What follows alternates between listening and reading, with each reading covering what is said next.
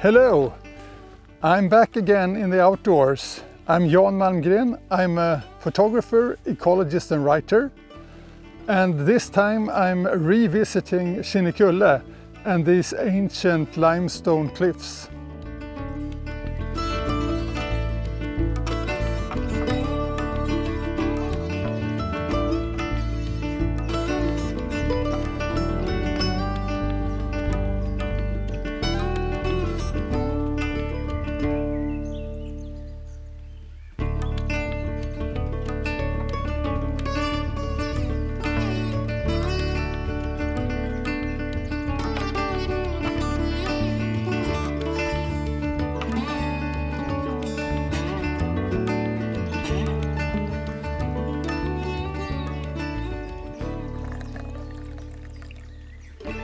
Here we go.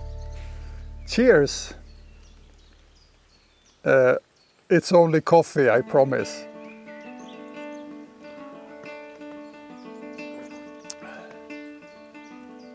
You know, this is half the pleasure of being in the outdoors. To enjoy a good cup of coffee, just sit back and relax for a while, take in some photographs, but you know, slow down. I think it's important. We live busy lives and we all need to relax. So today was a bit of a disappointment. I took a walk to visit this place called Martorpsfallet. It's a pretty little waterfall, but I should have known better. There's only water there early in the spring and early in the summer. So today when I arrived, it was raining, and it has been raining for a few days now. So I thought that perhaps the ponds and the system upstream had been refilled with water, and there should be some water at the waterfall, but I was wrong. But that's life. Sometimes you can nail the circumstances and get beautiful pictures. So I will show you a few of my older photographs that I've taken here at the waterfalls, and I have been using either the GFX 100 Mark II or the GFX 100. I can't really remember, but I'll put that on the screen so you can see it. But sure, I had hoped to gather some new photos today.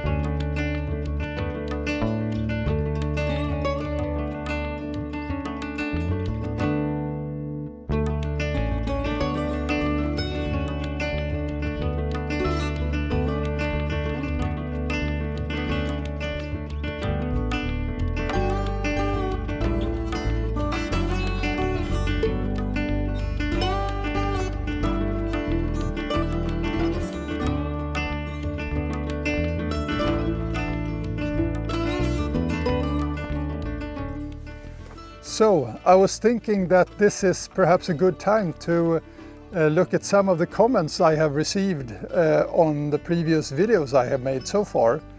And I was very happy to read some comments, and it always gives me some food for thought. And I'm so grateful for all of you who have taken your time to like, subscribe and even comment on my videos. So here's to you and just a few of the comments I have received so far.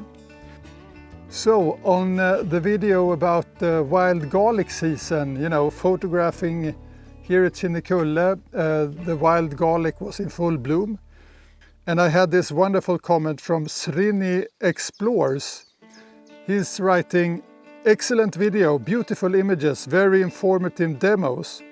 I wish you do more videos on landscapes, especially on Fuji GF 30mm tilt and shift lens in landscape photography. Best wishes. Thank you, Srini, or whatever your name is. Those are very, very kind words. I really appreciate it. And of course, I will do some more landscapes in the future. But also, doing landscapes can mean so much. So if any of you out there who are watching this video has an idea what your preferred type of landscape is, please comment. You know, it can be the wide open scenic landscapes, it can be the intimate landscapes of a forest, or it can be a seacoast landscape, a seascape. So what kind of landscape photography are your favorites? Please leave a comment and I will take it with me when I make future videos.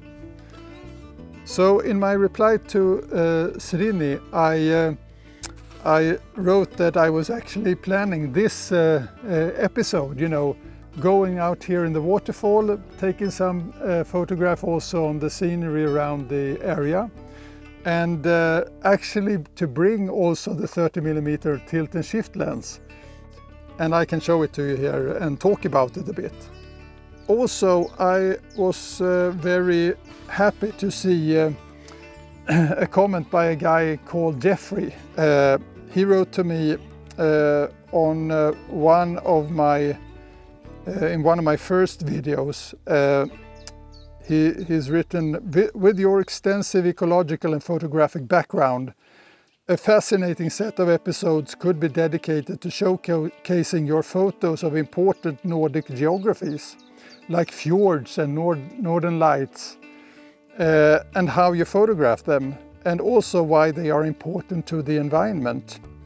This is really a great comment, and also something that gives me ideas of what you would like to see, and perhaps also what you expect from a photographer living in the Scandinavian area.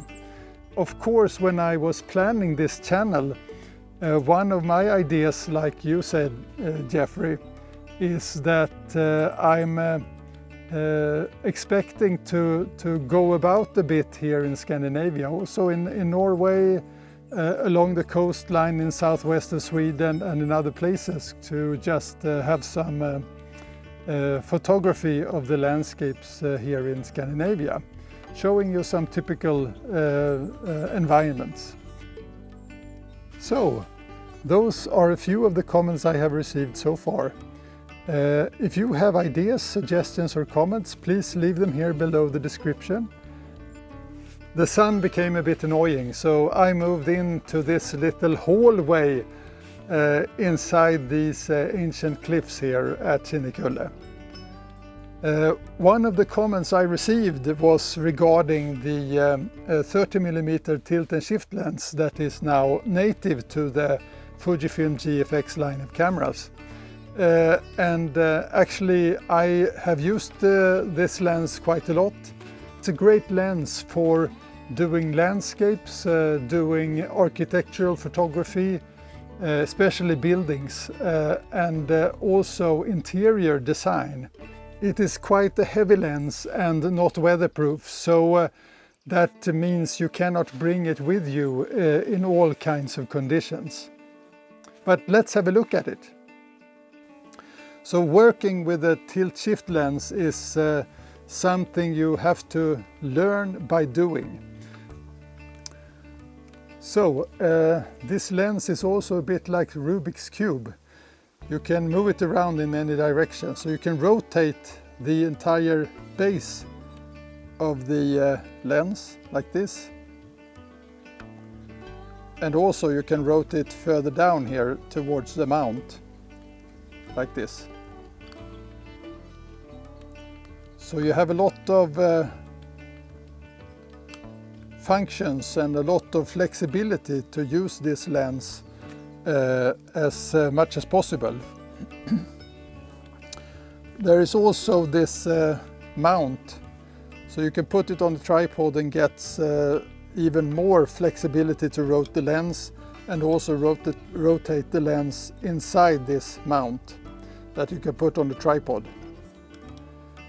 So quite an excellent lens, of course, and a beautiful piece of equipment. And I know many photographers eagerly awaited this from Fujifilm. It took several years for it to come after Fujifilm released the GFX cameras. But now they are available. This is the 30mm, and there's also a 110mm macro going to half macro. That is of course useful for food photography or flower photography. This is more for buildings, architecture, interior design, for use of course in landscape photography too. But of course you will see me using this in later episodes.